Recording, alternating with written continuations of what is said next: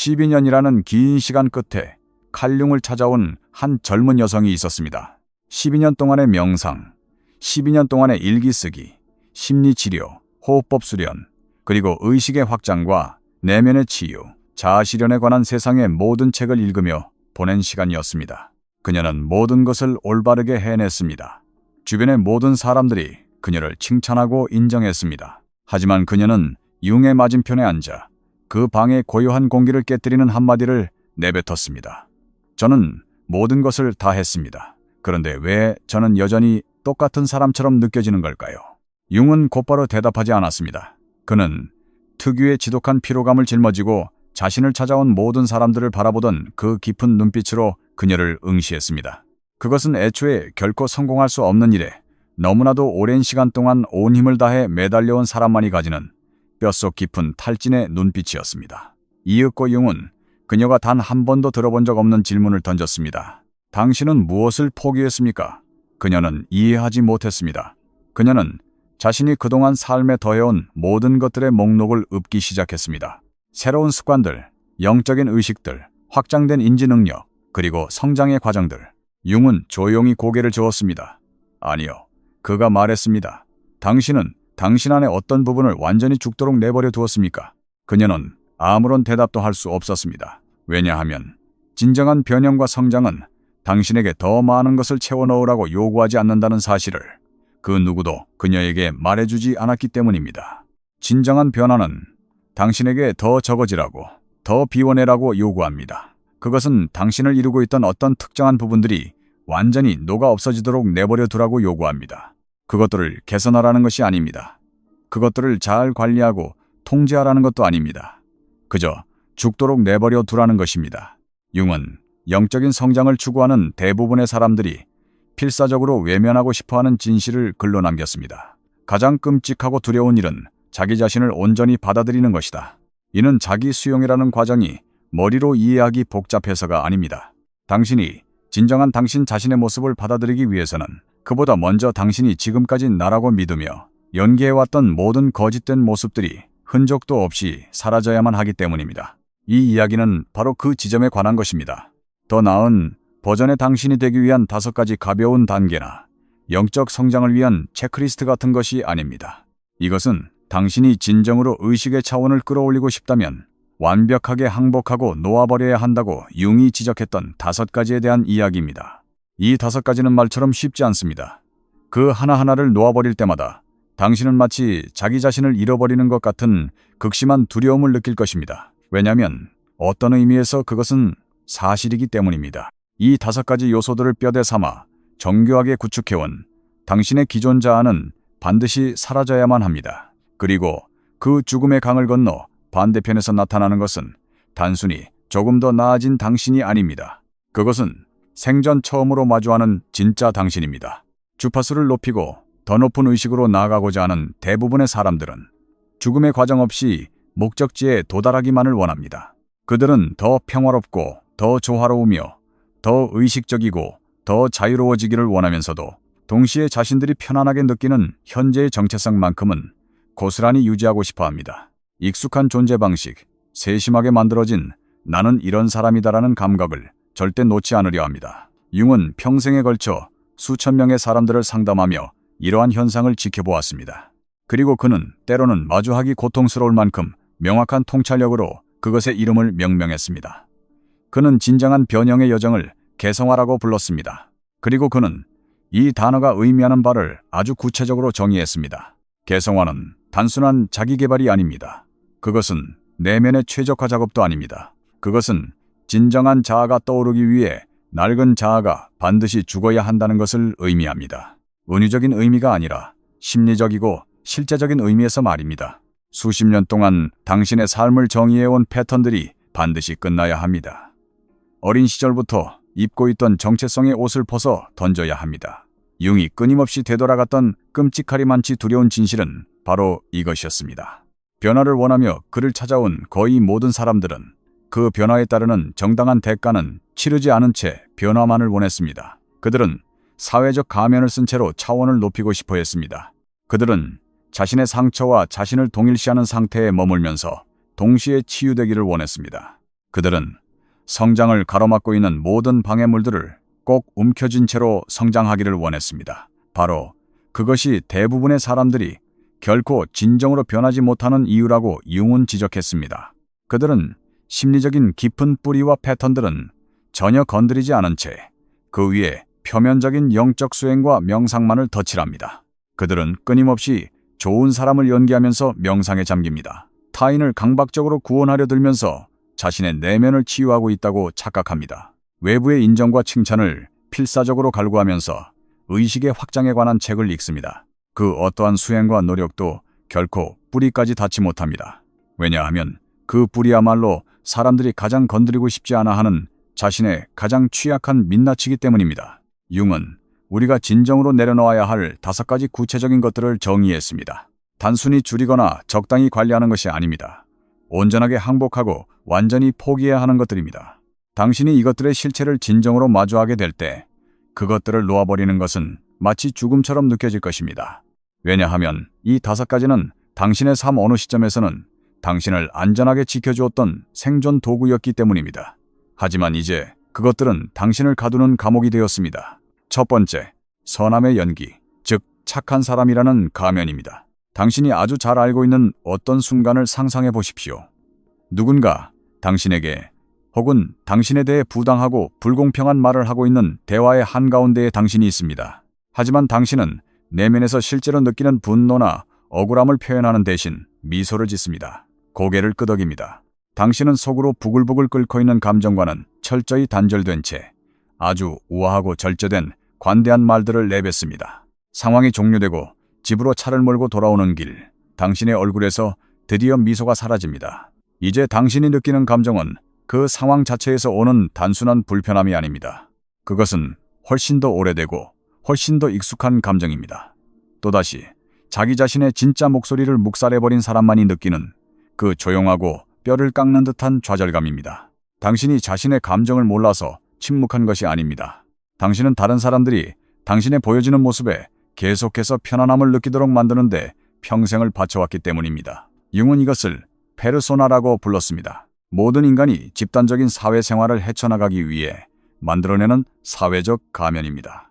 융은 페르소나가 결코 부정직함의 증거는 아니라고 아주 분명히 말했습니다.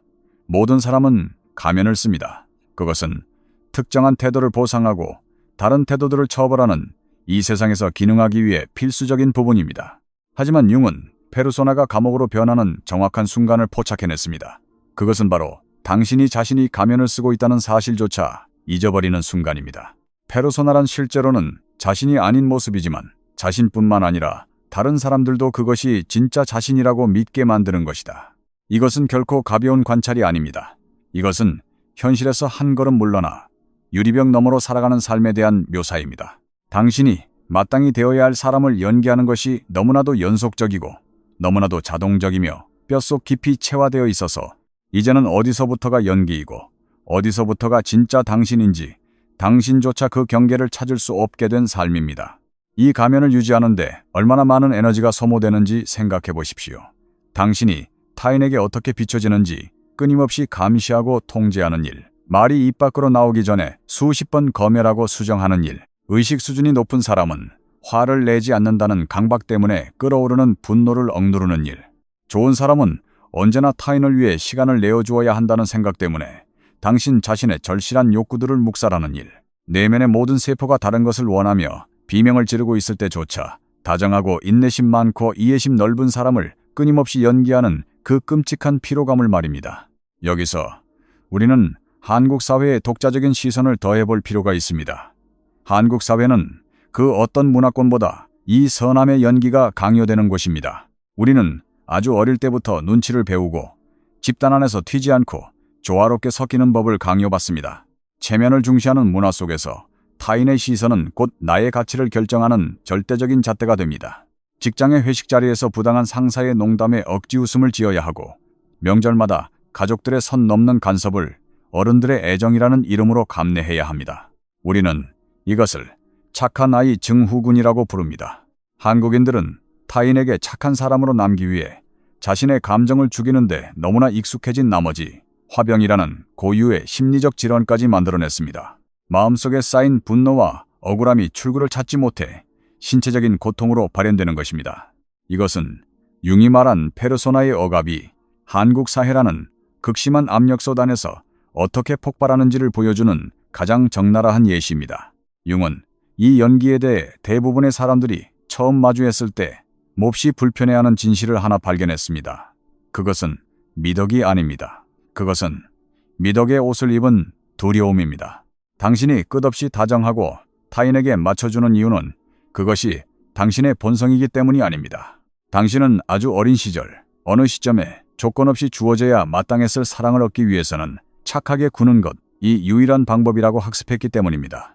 사회적으로 용인되는 가면을 단단히 고정하고 있는 것만이 처벌이나 버림받는 것, 혹은 당신의 진짜 흠결 있는 모습이 발각될까봐 두려운 그 공포로부터 당신을 지켜주는 유일한 방패였기 때문입니다. 더욱 고통스러운 진실은 이것입니다.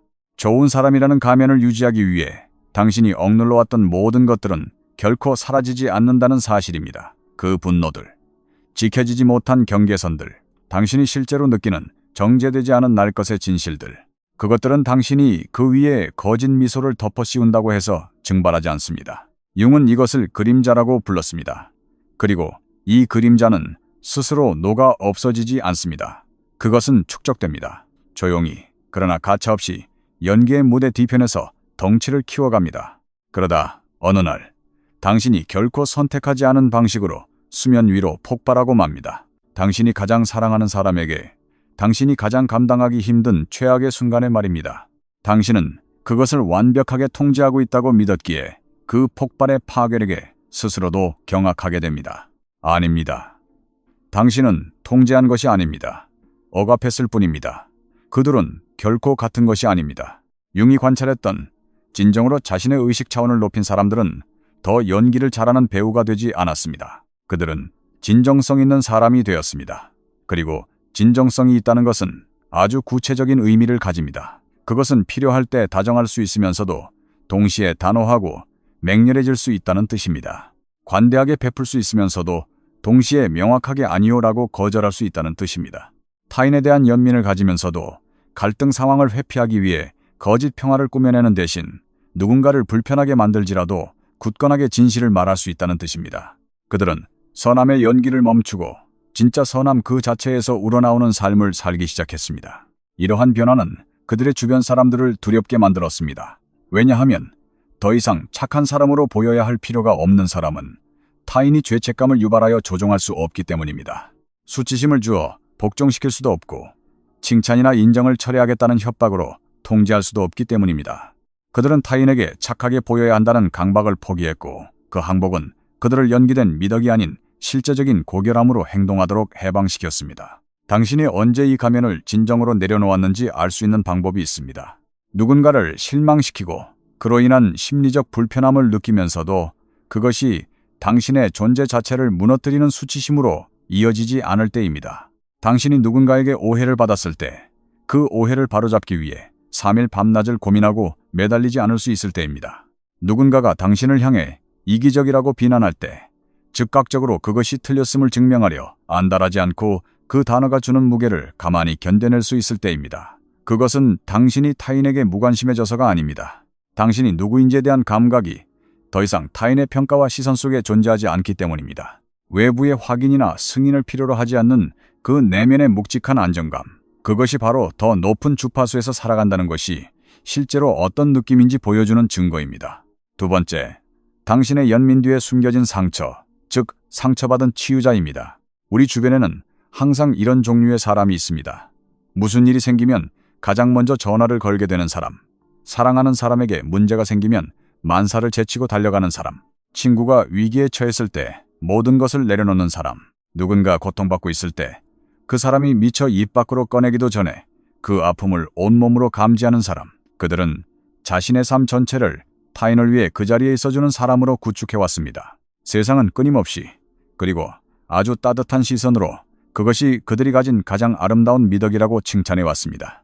하지만 새벽 2시 마침내 전화기가 울림을 멈추고 세상이 고요해졌을 때 그들은 어둠 속에 누워 단 한 번도 소리내어 말해본 적 없는 사실을 깨닫습니다.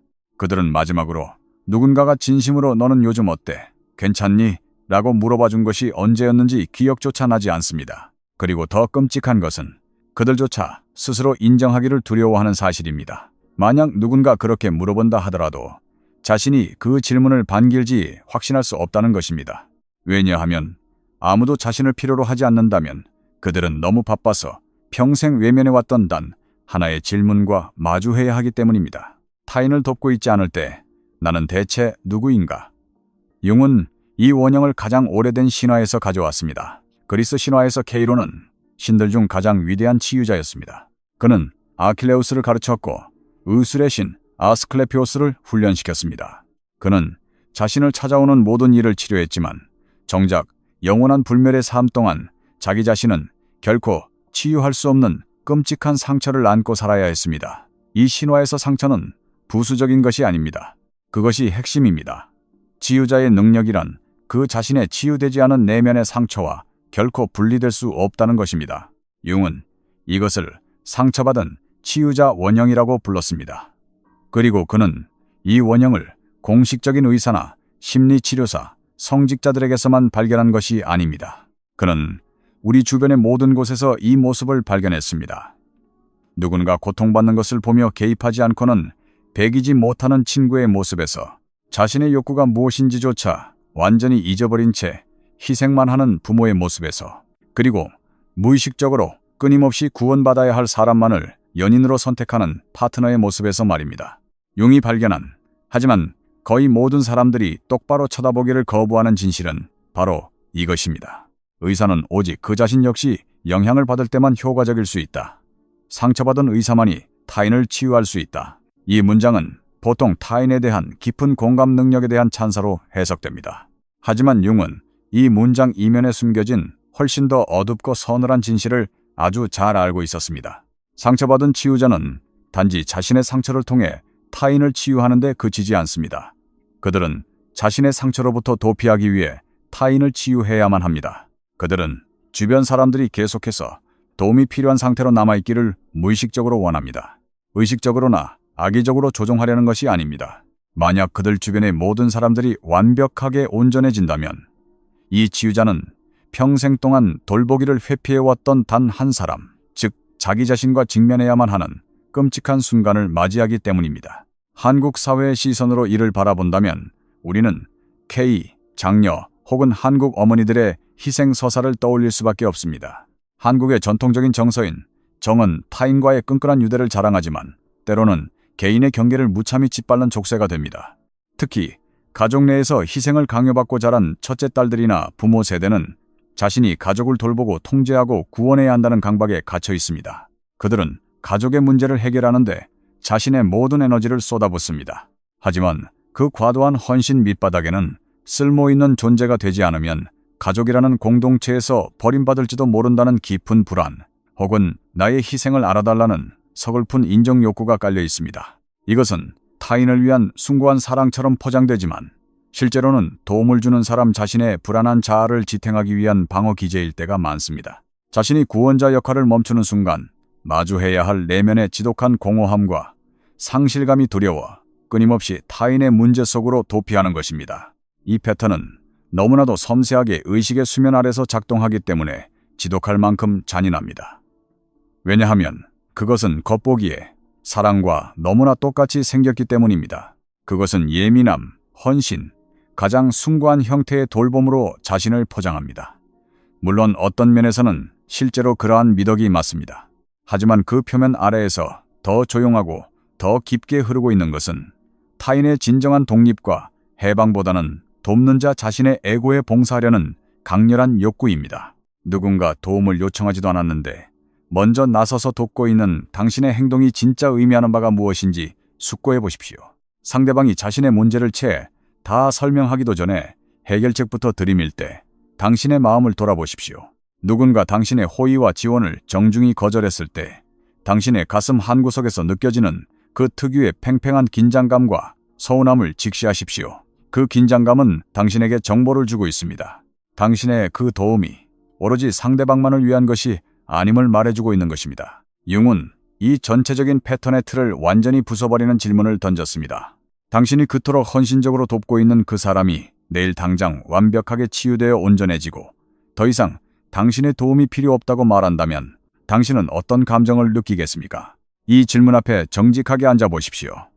그 대답이 바로 당신의 헌신과 도움이 실제로 어떤 역할을 하고 있었는지 모든 것을 말해줍니다. 이 강박을 내려놓는다는 것이 차갑고 냉정한 사람이 된다는 뜻은 아닙니다. 계산된 무관심으로 사람들이 고통받는 것을 방관하라는 뜻도 아닙니다. 그것은 도움이 진정으로 요청되고 또 실제로 유용할 때만 지원을 제공하는 법을 배우는 것입니다.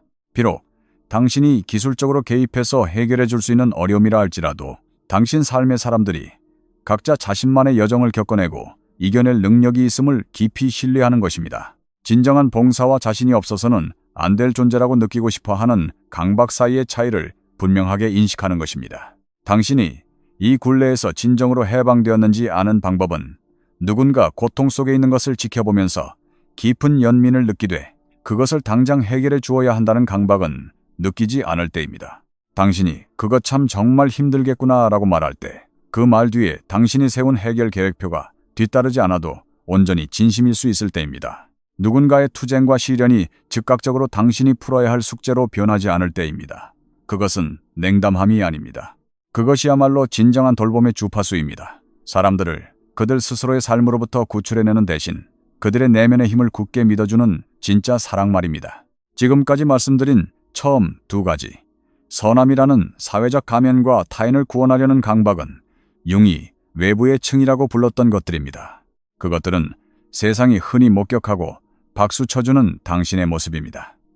당신에게 사랑과 소속감, 그리고 삶의 목적의식을 안겨주었던 부분들입니다. 하지만 다음으로 이어질 세 가지는 훨씬 더 깊은 곳에 존재합니다. 그것들은 더 조용하고 눈에 덜 띄며 여러 가지 면에서 똑바로 마주하기가 훨씬 더 고통스럽습니다. 왜냐하면 그것들은 당신이 스스로를 이해하는 방식의 가장 중심부에서 오랫동안 은밀하게 작동해왔기 때문입니다. 이야기를 계속하기 전에 지금 화면 아래 댓글창을 확인해 보시기 바랍니다. 444라는 숫자가 보일 것입니다. 융이 다양한 전통에서 가져와 구축한 상징적 체계에서 444는 견고한 내면의 기반을 상징합니다. 당신이 지금까지 삶의 토대로 삼아왔던 것들이 과연 진정으로 단단한 진실인지 아니면 당신을 안전하게 보호해 주었을 뿐 결코 자유롭게 날아오르지는 못하게 만들었던 낡은 구조물인지 스스로 정직하게 질문하기 시작하는 바로 그 순간을 의미합니다. 만약 영상 전반부의 이야기가 이미 당신 내면에 진실된 무언가를 건드렸다면 지금 당장 댓글에 444를 남겨주십시오. 당신 뒤에 이 영상을 찾아올 누군가도 오늘 이 공간에 진실을 향한 살아있는 에너지가 흐르고 있었음을 알 자격이 있기 때문입니다. 세 번째, 당신은 타인의 이해가 필요한 것이 아닙니다. 당신 자신의 이해가 필요할 뿐입니다. 당신도 분명 이런 대화를 해본 적이 있을 것입니다. 당신의 진심을 설명하기 위해 30분 내내 애를 쓰는 대화 말입니다. 단어를 바꿔보고 각도를 달리해보고 논리의 틀을 새로 짜가면서 설명하지만 당신 맞은편에 앉은 사람은 여전히 당신을 이해하지 못합니다. 여전히 그들은 특유의 표정으로 당신을 바라봅니다. 그것은 당신의 단어들은 듣고 있지만 그 말 이면에 담긴 당신의 진짜 영혼은 전혀 받아들이지 못하고 있다는 것을 알려주는 표정입니다. 당신은 다시 한번 시도합니다. 어떻게든 딱 맞는 표현만 찾아낸다면 그들이 마침내 진짜 나를 보아줄 것이라고 믿으면서요. 그들이 드디어 내가 누구인지, 내가 왜 그런 행동을 했는지, 내 진짜 의도가 무엇이었는지, 그리고 내가 지금 얼마나 아픈지 알아줄 거라고 기대하면서 말입니다. 하지만 그들이 여전히 당신을 이해하지 못할 때 당신의 내면에서는 아주 주의 깊게 살펴볼 가치가 있는 어떤 일이 일어납니다. 그것은 단순한 좌절감이 아닙니다. 정확히 말해 슬픔조차 아닙니다. 그것은 조용한 공포에 더 가까운 감정입니다. 마치 이 사람의 이해와 인정 없이는 당신 자신이 겪고 있는 현실조차 불확실해지는 것 같은 묘한 두려움입니다. 마치 당신이 세상에 실제 않은 사람이라는 것을 증명하기 위해 타인의 이해가 반드시 필요한 것처럼 말입니다. 융은 이것을 불충분한 자기 신뢰의 가장 명확한 신호 중 하나로 지적했습니다. 당신이 스스로를 타당한 존재로 느끼기 위해 다른 사람들의 이해를 필요로 할 때 당신은 현실을 인식하는 당신의 주권을 타인의 인지 능력에 외주를 줘버린 것과 같습니다. 그리고 그렇게 자신의 존재 증명을 타인에게 위탁하는 형태의 의존성은 우리 사회에 너무나도 만연하게 정상화되어 있어서 대부분의 사람들은 그것의 진짜 위험성을 전혀 깨닫지 못합니다. 융은 말년에 이런 글을 남겼습니다. 진정한 외로움이란 주변에 사람이 없어서 생기는 것이 아니다. 그것은 자신이 중요하게 생각하는 것들을 타인에게 소통할 수 없을 때 발생한다. 융이 삶의 끝자락에서 깨달은 바에 따르면 인간의 가장 깊은 외로움은 단순히 타인에게 보이지 않아서 오는 것이 아닙니다.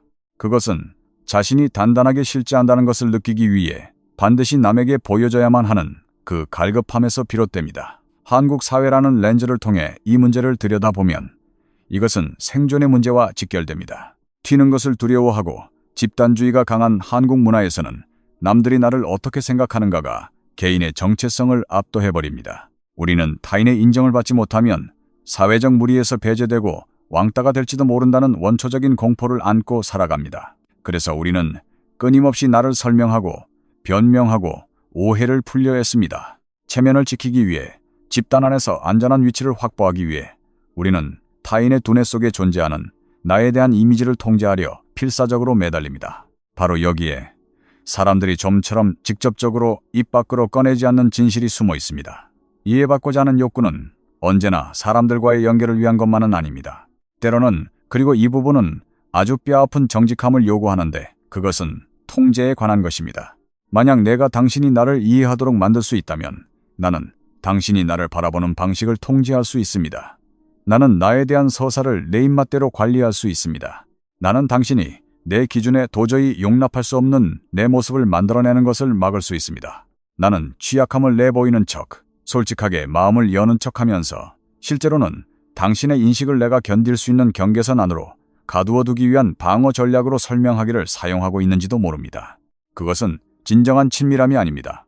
그것은 철저한 방어 전략으로서 연기되고 있는 친밀함의 환상일 뿐입니다. 융은 철학자 니체의 삶을 아주 깊이 연구했습니다. 그리고 그는 니체가 정신적으로 붕괴되는 과정에서 무언가 경고가 될 만한 중요한 사실을 발견했습니다.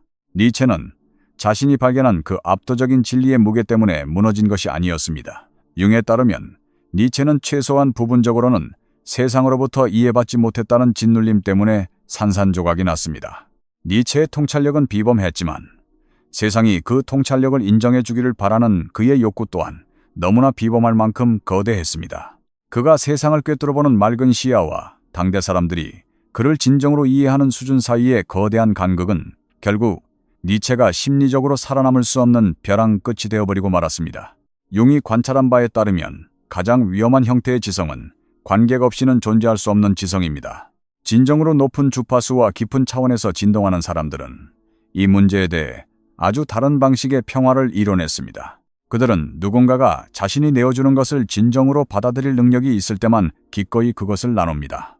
그들은 진짜 교감이 가능할 때만 관계에 참여하지만 자신이 이미 진실이라고 알고 있는 것을 확인받기 위한 목적으로 그 교감에 매달리지 않습니다. 그들은 융이 명명한 내면의 권위를 발달시켰습니다. 다른 누군가의 이해나 동의가 없어도 자신의 진실을 스스로 실제라고 굳게 껴안을 수 있는 능력입니다.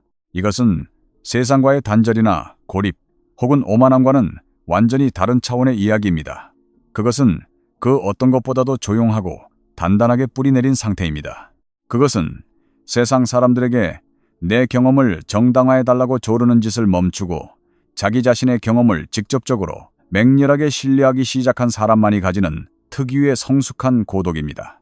당신이 언제 이 굴레에서 벗어났는지 알 수 있는 방법이 있습니다. 누군가 당신의 본질을 근본적으로 오해할 때 당신이 그로 인한 상처의 따끔함은 느끼되 미친 듯이 매달리는 절박함은 느끼지 않을 때입니다.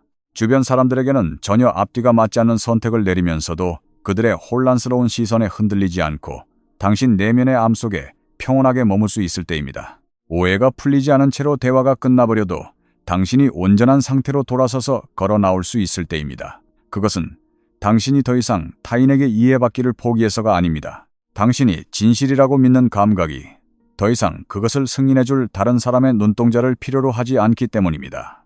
네 번째, 가장 의식 수준이 높아 보이는 사람들이 왜 실제로는 가장 아무것도 느끼지 못하는가? 방어 기제가 된 지성입니다. 지금부터 이어질 이야기는 아마도 전혀 문제점처럼 들리지 않을 것입니다. 사실 세상은 이 특성에 대해 회복 탄력성, 성장 마인드셋, 고난 속에서 의미를 찾는 능력과 같은 아주 매력적인 이름들을 붙여주었습니다. 그것은 누군가가 진정으로 감당하기 힘든 끔찍한 일을 겪고 나서도 명확한 시선으로, 심지어 감사하는 태도로 그 일에 대해 말할 수 있을 때 사람들이 열광하며 찬사를 보내는 바로 그 자질입니다. 융 역시 이것의 가치를 인정했습니다. 하지만 동시에 그는 이 화려하고 매력적인 이름들이 은폐하고 있는 아주 위험한 이면을 꿰뚫어 보았습니다. 특정 사람들, 특히 지능이 아주 높은 사람들에게 있어서 모든 것에서 의미를 찾아내는 이 탁월한 능력은 융이 평생 관찰한 것 중 가장 세련되고 교묘한 형태의 회피로 변질됩니다. 당신이 알고 있거나 어쩌면 당신 자신일지도 모르는 누군가를 떠올려 보십시오. 그들은 삶에서 아주 큰 사건을 겪었습니다. 깊은 상실, 믿었던 사람의 배신, 혹은 삶의 근간이 흔들리는 파국을 맞이했습니다. 그런데 놀랍게도 그들은 믿을 수 없을 만큼 짧은 시간 안에 그 경험이 자신에게 무엇을 가르쳐 주었는지 완벽한 논리로 설명해냅니다. 집착에 대한 교훈, 경계 설정의 중요성, 혹은 이제야 선명하게 보이게 된 자신의 잘못된 심리적 패턴에 대해서 청산유수로 이야기합니다. 그들은 이미 그 상처에 감사하고 있습니다. 그들은 이미 그것을 심리적으로 통합해냈다고 믿습니다. 그들은 이미 그 끔찍한 고통을 빛나는 지혜로 탈바꿈시켰습니다. 융이라면 그들에게 단 하나의 질문을 던졌을 것입니다. 그래서 충분히 울었습니까? 이것은 그들을 깎아내리려는 공격이 아닙니다. 진심 어린 탐구입니다. 왜냐하면 그들이 그렇게 번개처럼 빠르게 의미를 만들어내는 속도 자체가 이미 우리에게 어떤 진실을 말해주고 있기 때문입니다. 그것은 그들의 훌륭한 지성이, 진짜 감정이 심장에 도달하기도 전에 먼저 현장에 도착해 버렸다는 것을 의미합니다. 그들의 두뇌가 고통을 처리하기 위해서가 아니라 고통을 관리하기 위해, 고통이 온몸을 관통하며 인간을 뒤흔드는 본연의 역할을 하기도 전에 통제권을 쥐어버리기 위해 즉각적으로 개입했다는 뜻입니다. 당신의 시야는 당신이 자기 자신의 심장을 들여다볼 수 있을 때만 맑아질 것입니다. 밖을 쳐다보는 자는 꿈을 꾸고 안을 들여다보는 자는 깨어납니다. 융은 자신이 무엇을 설명하고 있는지 정확히 알고 이 글을 썼습니다. 외부에서 끊임없이 의미를 찾으려는 사람, 고통의 진흙탕 속으로 온몸을 던져 가라앉는 대신 자신의 경험에 대한 서사와 그럴듯한 이야기부터 구성하려는 사람은 여전히 꿈속을 헤매고 있는 것입니다. 그들은 자신을 진짜로 깨워줄 그 고통의 실체로부터 스스로를 철저히 보호하고 있는 것입니다. 한국의 빨리빨리 문화는 이러한 지적 방어 기제를 더욱 극대화시킵니다. 우리는 고통과 트라우마조차도 빨리 극복하고 스펙이나 교훈으로 만들어내야 한다고 압박받습니다. 경쟁 사회에서 뒤처지지 않기 위해 우울함에 빠져 있을 시간조차 아까워합니다.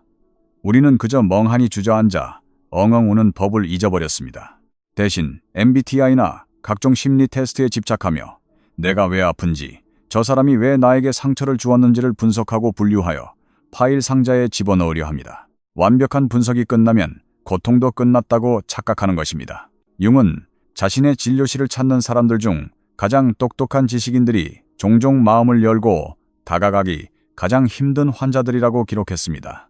그들이 자각 능력이 부족해서가 아닙니다. 그들은 무서울 정도로 자기 인식이 뛰어났습니다. 그들은 자신의 심리적 패턴을 학자처럼 정확하게 묘사할 수 있었습니다.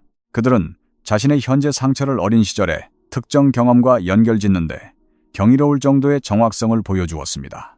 그들은 깊은 심리학적 이해와 풍부한 어휘력을 갖추고 있었습니다. 하지만 그들은 수년 동안 그 어떤 진짜 감정도 느껴본 적이 없었습니다. 왜냐하면 그들의 탁월한 두뇌가 항상 감정보다 먼저 그곳에 도착해 방어벽을 쳤기 때문입니다. 어떤 뼈아픈 경험이 너무 가까이 다가와 실제로 상처를 입히거나 가슴을 산산조각 낼 위험이 감지될 때마다 그들의 지성은 이미 그 문턱에서 기다리고 있었습니다. 진짜 아픔이 심장을 찌르기 전에 그것의 이름을 명명하고 개념의 틀에 가두고 문맥을 부여하여 도끼를 중화시킬 준비를 마친 상태로 말입니다. 융은 이것을 진정한 심리적 통합과 아주 주의 깊게 구분했습니다. 진정한 통합이란 어떤 감정을 온전히 날 것으로 느끼고 그것이 당신의 온몸을 뚫고 지나가도록 허락하며 당신이 결코 통제하거나 설계하지 않은 방식으로 당신을 근본적으로 변화시키도록 내버려두는 것입니다. 감정이 무조건 먼저 와야 합니다. 의미는 만약 그것이 오기는 온다면 나중에 아주 천천히 도착하는 법입니다. 진정한 깨달음이란 항상 날 것의 경험이 휩쓸고 지나간 한참 뒤에야 조용히 찾아오는 것이지 고통이 시작되기도 전에 마중 나오는 것이 아닙니다. 반면 지성화, intellectualization는 감당할 수 없는 진짜 감정과의 접촉을 차단하기 위해 의미와 서사가 완벽한 갑옷처럼 먼저 도착하는 현상입니다. 그렇다면 이것이 주파수를 높이는데 왜 그렇게 방해가 되는 걸까요? 더 높은 차원으로 진동한다는 것은 모든 불행에서 억지로 긍정적인 의미를 쥐어짜내는 것이 아닙니다. 그것은 초월을 흉내내는 연기일 뿐 초월 그 자체가 아닙니다. 융은 사람들이 너무나 불편해하여 거의 인용하지 않는 무서운 진실을 남겼습니다. 진정한 심리적 성숙함은 아무런 의미가 없는 무의미함 속에서도 가만히 견디며 앉아있을 수 있는 능력을 포함한다. 어떤 교훈도 어떤 축복도 지금 당장은 뽑아낼 수 있는 그 어떤 긍정적인 희망의 빛도 없는 완전한 칠흑 같은 상황 한가운데 놓여 있을 때 두뇌가 즉각적으로 달려와 이래서 이런 일이 생긴 거야 라는 서사를 만들어내어 견딜 만한 것으로 포장하려는 그 유혹을 뿌리치고 묵묵히 그 고통을 참아내는 능력. 그것이야말로 끊임없이 방어막을 쳐주는 의미의 보호막 없이도 자기 자신을 가장 깊은 곳에서부터 신뢰하는 진정으로 진화된 의식의 징표입니다. 당신이 언제 이 지성의 방어 기제를 내려놓았는지 알 수 있는 방법이 있습니다. 나는 이 일이 도대체 내 삶에 무슨 의미인지 전혀 모르겠다 라고 솔직하게 말하며 당장 해답을 찾지 못한 채 그 알 수 없음 속에 불안해하지 않고 머무를 수 있을 때입니다. 당신이 지금 왜 눈물이 나는지 그 이유를 즉각적으로 분석하지 않고도 그저 펑펑 울 수 있을 때입니다. 어떤 일에 대한 당신만의 그럴싸한 해석의 틀을 짜맞추기 전에 그 날 것의 경험 한가운데로 기꺼이 걸어 들어갈 수 있을 때입니다. 당신에게 일어난 일이 당신에게 가르침을 준 위대한 레슨으로 미화되기 전에 그저 일어난 일 그 자체로 존재하도록 허락할 수 있을 때입니다. 지금까지 4가지를 이야기했습니다. 페르소나, 상처받은 치유자, 이해받고자 하는 갈망, 그리고 당신을 진짜 감정으로부터 보호하는 지성. 이 4가지는 모두 각자의 타당한 논리를 가지고 있습니다. 당신의 삶, 어느 시점에서는 이 모든 것들이 완벽하게 앞뒤가 맞는 생존 전략이었습니다. 그것들은 당신을 지켜주었고 바로 그 점 때문에 지금 그것들의 실체를 똑바로 보기가 그토록 어려운 것입니다. 우리는 한때 우리를 안전하게 지켜주었던 것들을 결코 쉽게 의심하지 않습니다. 우리는 위협이 완전히 사라진 지 한참이 지난 후에도 맹목적으로 그 낡은 무기들을 움켜쥐고 살아갑니다. 하지만 다음에 이어질 이야기는 이 모든 것들 중 가장 깊은 곳에 자리한 심연입니다. 융은 이것을 다른 모든 것들을 지탱하는 가장 밑바닥의 뿌리라고 불렀습니다. 그리고 그는 평소와 달리 아주 직설적이고 단호한 어조로 이것이야말로 대부분의 사람들이 어떤 대가를 치러서라도 절대 마주하지 않으려 도망치는 단 한 가지라고 선언했습니다. 그곳으로 들어가기 전에 화면 아래 댓글창에 111이라는 숫자를 남겨주십시오. 융의 상징 체계에서 111은 자기 자신을 있는 그대로 직시하는 첫 번째 진실된 순간을 나타냅니다. 의식의 밑바닥에 숨어서 당신의 평생을 조종해온 그 진짜 주인을 더 이상 외면하지 않겠다고 결심하는 바로 그 찰나의 순간입니다. 만약 오늘 밤 당신 내면에서 그 위대한 순간이 시작되는 것을 느낄 수 있다면 이 111이라는 숫자는 온전히 당신의 것입니다. 5번째, 당신의 치유와 상처가 당신의 정체성 그 자체가 되어버렸을 때입니다. 여기 6년째 심리치료를 받고 있는 한 젊은 여성이 있습니다. 그녀는 놀라울 만큼 논리정연하고 명확하게 자신의 과거를 설명해서 때로는 치료사마저 놀라게 만듭니다. 그녀는 자신의 어린 시절에 대해 모든 것을 알고 있습니다. 자신을 형성한 특정한 역학관계, 영혼의 흉터로 남은 끔찍한 경험들. 그녀는 자신이 현재 겪고 있는 거의 모든 심리적 어려움을 그 기원이 되는 과거의 사건들로 아주 완벽하게 추적해냅니다. 하지만 그녀의 삶은 단 한 발자국도 변하지 않았습니다. 그녀가 간절히 원한다고 말했던 그 어떤 변화도 일어나지 않았습니다. 어느 날 그녀의 치료사가 몇 달 동안 참고 참았던 질문을 마침내 던집니다. 만약 당신이 과거의 그런 끔찍한 방식으로 상처받은 사람이 아니라면 당신은 지금 어떤 사람일까요? 그녀는 대답하지 못합니다. 왜냐하면 그 순간 그녀는 생전 처음으로 한 가지 사실을 깨달았기 때문입니다. 자신이 그 질문에 대한 답을 전혀 알지 못한다는 것을 말입니다. 그 질문은 그녀에게 해방감을 준 것이 아니라 닻이 끊어져 칠흑 같은 바다를 표류하는 듯한 극심한 공포와 아득함을 안겨주었습니다. 마치 그 깊은 상처가 비록 끔찍하게 고통스럽고 끔찍하게 실제적인 것이라 할지라도 아주 오랜 시간 동안 그녀의 삶에서 유일하게 그녀를 붙잡아주던 가장 안정적인 기둥이었던 것처럼 말입니다. 마치 그 상처가 그녀의 고향이었던 것처럼 말입니다. 융은 치유를 향한 길고 긴 여정에서 아주 끔찍하고 마주하기 힘든 현상 하나를 관찰했습니다. 어느 시점에 다다르면 상처는 단순히 어떤 사람에게 일어난 불행한 사건이기를 멈추고 그 사람의 정체성 그 자체가 되어버린다는 것입니다. 상처는 그들이 세상을 바라보고 자아를 형성하는 중심 원리가 됩니다. 그들이 새로운 사람을 만나 자신을 설명할 때 가장 먼저 꺼내드는 명함이 됩니다. 그들이 아는 가장 깊고 유일한 소속감의 원천이 됩니다. 왜냐하면 고통을 공유하는 것은 기쁨을 공유하는 것보다 훨씬 더 쉽고 빠르며 지독한 친밀감을 만들어내기 때문입니다. 그리고 융은 지적했습니다. 바로 이 지점이 진정한 의미의 치유가 영원히 멈춰버리는 곳이라고 말입니다. 그 사람이 자신의 상태를 통찰하는 능력이 부족해서가 아닙니다. 그들은 자신도 모르는 사이에 상처 너머에 존재하는 진짜 내가 누구인지를 발견하고 새롭게 태어나는 것보다 자신이 얼마나 깊이 상처받은 사람인지에 대해 끊임없이 증명하고 위로받는 일에 훨씬 더 깊게 투자해버렸기 때문입니다. 융은 이 단계를 니그레도, 나이그리도, 즉 흑화 혹은 거머짐의 단계라고 불렀습니다. 모든 것이 불타고 재로 변해 아무것도 알아볼 수 없는 칠흑 같은 어둠의 시기입니다. 진정한 변형을 겪는 모든 영혼은 반드시 이 니그레도의 터널을 통과해야만 합니다. 이 어둠을 피해갈 수 있는 지름길은 존재하지 않습니다.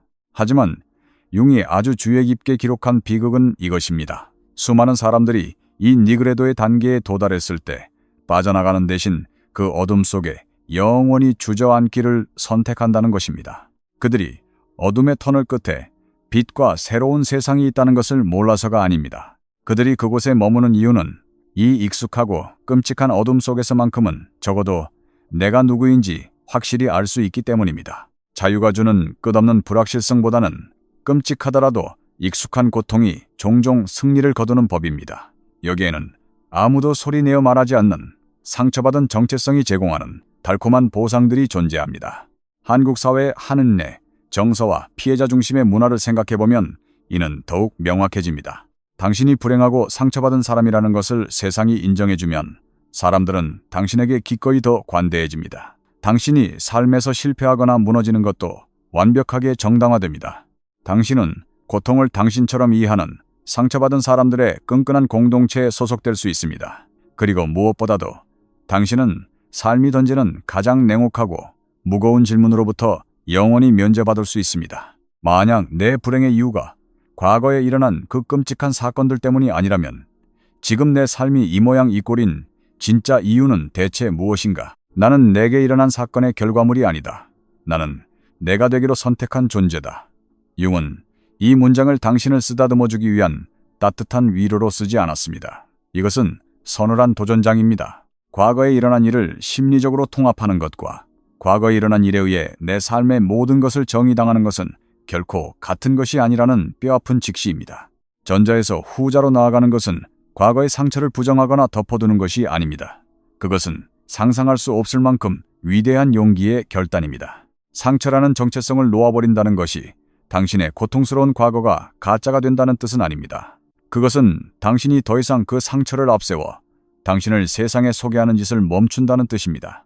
당신의 트라우마는 당신 인생이라는 방대한 책의 한 챕터일 뿐 결코 책의 제목이 아닙니다. 당신은 당신의 몸과 영혼에 새겨진 흉터들이 어디서 왔는지 완벽하게 자각한 채로 그것들을 품고 살아갑니다. 하지만 동시에 당신은 결단코 그 흉터들보다 훨씬 더 거대하고 위대한 존재입니다. 당신이 언제 이 상처의 늪에서 진정으로 빠져나왔는지 알 수 있는 방법이 있습니다. 당신의 과거가 타인에게는 물론 당신 자신에게도 더 이상 당신이라는 사람에 대한 가장 흥미로운 주제가 아닐 때입니다. 당신이 과거에 어디에 있었고 어떤 일을 당했기 때문에 지금 이 모양인지 구구절절 설명하는 일보다 당신이 앞으로 어디로 나아갈 것인지에 온 마음이 강렬하게 끌릴 때입니다. 당신이 미래를 향해 얼굴을 돌리는 것은 과거를 망각했기 때문이 아니라 마침내 족쇄를 끊고 앞으로 걸어나갈 만큼 진정으로 자유로워졌기 때문입니다. 만약 오늘 밤 이 이야기들 중 어느 한 구석에서라도 당신 자신의 민낯을 발견했다면 지금 당신의 내면에서는 이름을 붙여 불러야 할 아주 중요한 어떤 일이 일어나고 있을 것입니다. 그것은 완벽한 희망도 아니고 완벽한 슬픔도 아닌 그 사이 어딘가에 있는 기묘한 감정입니다. 무언가가 꽉 차있던 자리가 텅 비어버린 듯한 일종의 공허함. 마치 당신 내면의 집을 채우고 있던 가구들의 위치가 전부 뒤바뀌어 버려서 가장 익숙한 동시에 생전 처음 보는 낯선 공간을 더듬거리며 걸어가는 듯한 미세한 방향 상실의 감각입니다. 그 감정은 경고등이 아닙니다. 그것은 위대한 이정표입니다. 융은 평소에 그답지 않게 아주 단호하고 단정적인 언어로 이 상태를 명명했습니다. 그는 이것을 과거의 당신이 죽고 진짜 당신이 수면 위로 떠오르기 위해 반드시 거쳐야만 하는 필수적인 문턱이라고 불렀습니다. 그리고 수백 명의 영혼들을 이 어두운 문턱 너머로 안내했던 깊은 권위를 담아 이렇게 경고했습니다. 이 문턱에 도달한 거의 모든 사람들은 너무 서둘러 이곳을 빠져나가려 한다. 그들은 낡은 자아를 완전히 다 비워내기도 전에 새로운 자아를 서둘러 입으려 발버둥칩니다. 그들은 성숙한 통합, 투명한 명료함, 고통과 시련을 완벽하게 극복해낸 완성된 버전의 자신을 향해 맹렬하게 질주합니다. 왜냐하면 과거에 익숙했던 정체성은 이미 녹아내렸는데 새로운 정체성은 아직 형태를 갖추지 못한 이 중간 지대의 공백이 영혼을 갉아먹을 듯이 끔찍하게 불편하기 때문입니다. 누군가 당신에게 당신은 어떤 사람입니까? 라고 물었을 때 당신은 더 이상 무슨 대답을 해야 할지 모릅니다. 예전 같으면 자판기처럼 튀어나왔을 그럴싸한 대답들이 이제는 거짓말처럼 느껴집니다. 당신의 모든 선택과 행동을 조직하던 견고했던 정체성들은 이제 느슨해졌고 불확실해졌습니다. 그리고 그것들이 사라진 자리에는 자유처럼 느껴지면서 동시에 끝없는 심연으로 추락하는 것 같은 아득하고 광활한 텅 빈 공간만이 자리 잡고 있습니다. 융은 이 텅 빈 단계를 묘사하기 위해 연금술의 전통을 빌려왔습니다.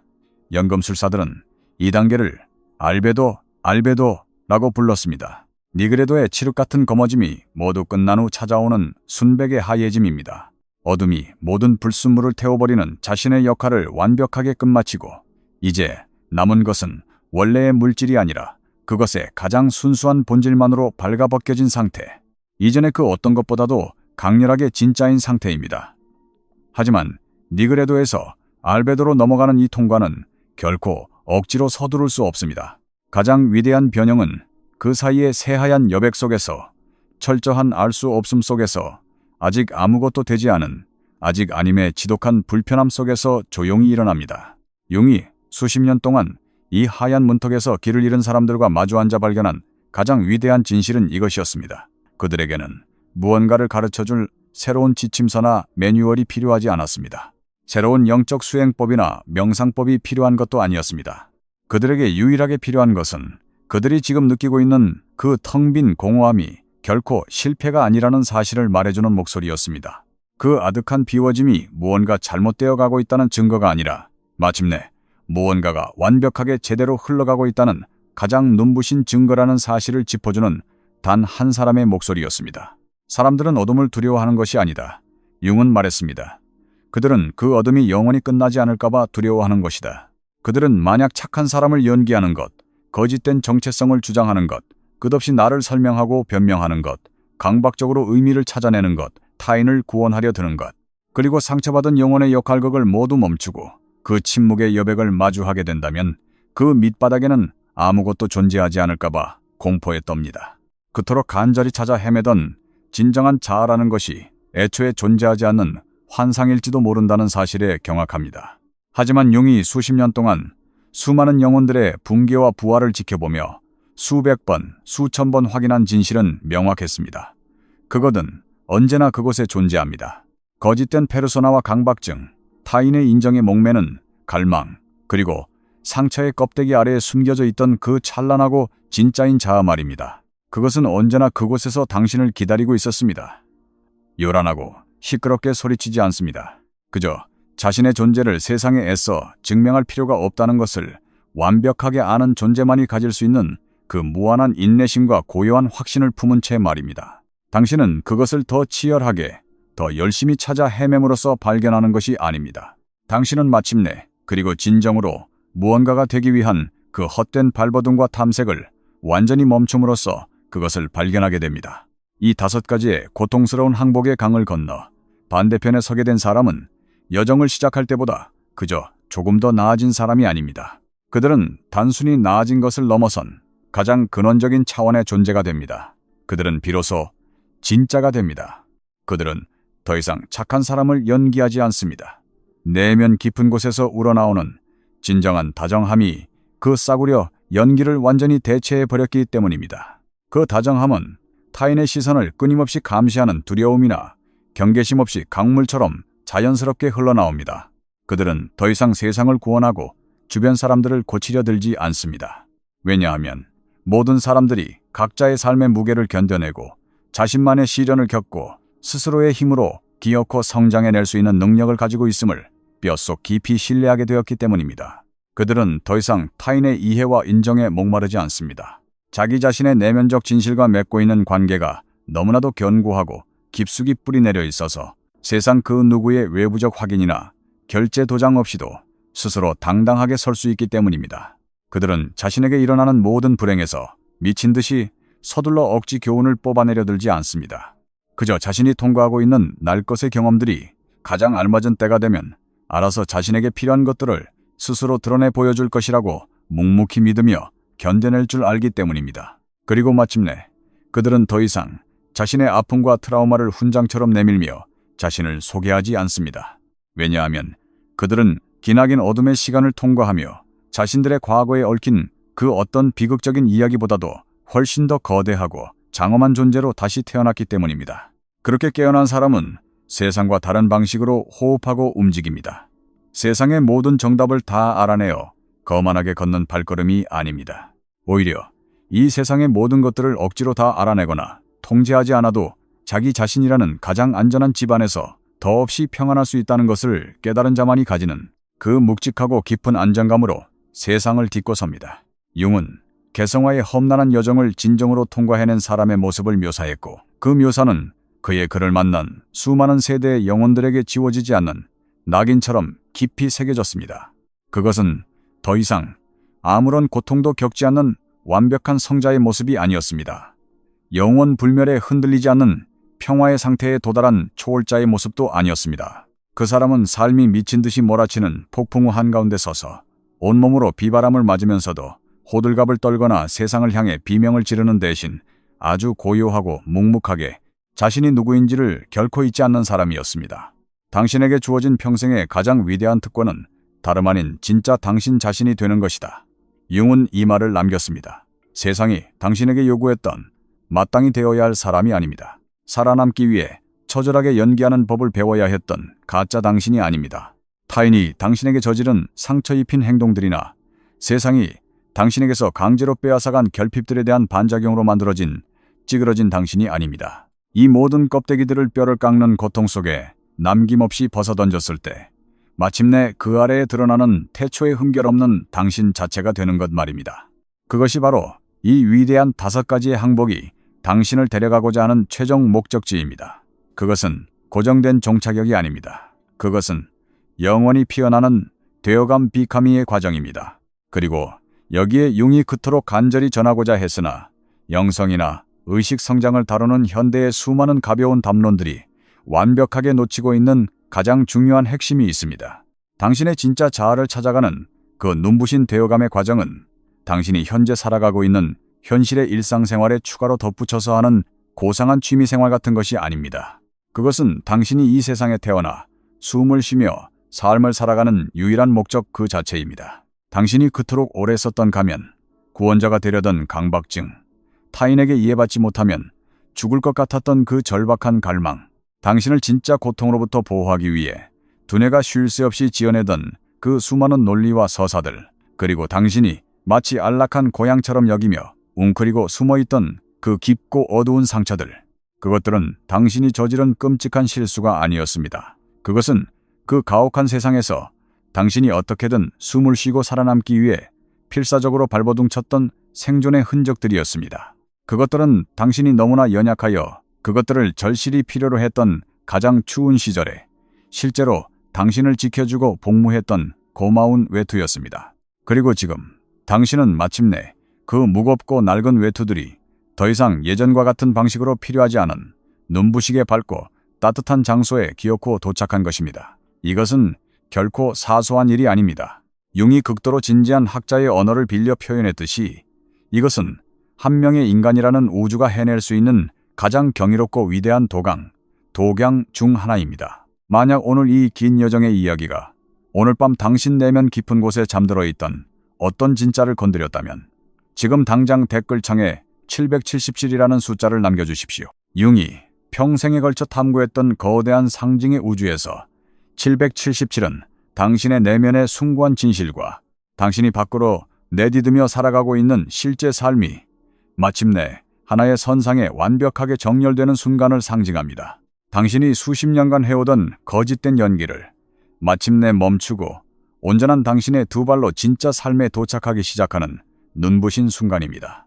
세상에 보여주려 발버둥 치던 껍데기에 나와 가장 깊은 곳에서 조용히 숨쉬고 있던 진짜 나 사이에 그 지독했던 간극이 마침내 맞물려 닫히기 시작하는 기적 같은 순간입니다.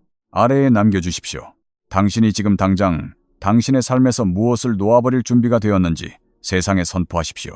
당신의 어깨를 짓누르던 그 무거운 짐들 중 이제는 기꺼이 작별을 고할 준비가 된 것이 무엇인지 우리에게 말해주십시오. 왜냐하면 당신보다 조금 늦게 길을 잃고 이 영상을 찾아올 누군가는 오늘 밤 이곳에 누군가 자신이 짊어진 가장 무거운 허울을 벗어던지고 진짜 자신을 대면하겠다는 위대한 각성이 살아 숨쉬고 있었음을 알아야만 하기 때문입니다. 오늘 밤 이곳에 누군가가 헛된 것들을 더 끌어모으기를 멈추고 진정한 비워냄을 시작하기로 결심했다는 그 사실이 뒤따라오는 영혼들에게는 가장 거대한 구원의 등대가 될 것이기 때문입니다. 이 공간은 정확히 그 목적을 위해 존재합니다.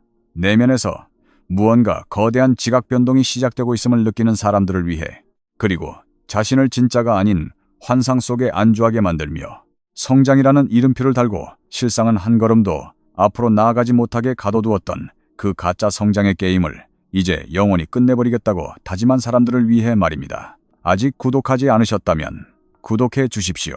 그리고 당신의 삶 속에서 이제는 낡은 허물을 벗어던지고 새로운 세상으로 날아오를 준비가 되었지만 여전히 주저하고 있는 단 한 사람에게 이 이야기를 조용히 건네주십시오. 왜냐하면 때때로 우리가 누군가의 영혼을 위해 해줄 수 있는 가장 강력하고 위대한 일은 그들이 가슴속 깊이 느끼고 있으면서도 아직 차마 이름 붙이지 못한 그 혼돈의 감정들에 정확히 일치하는 언어를 찾아내어 그들이 마침내 그것을 마주할 준비가 된 바로 그 완벽한 순간에 그 언어를 가만히 손에 쥐어주는 일이기 때문입니다.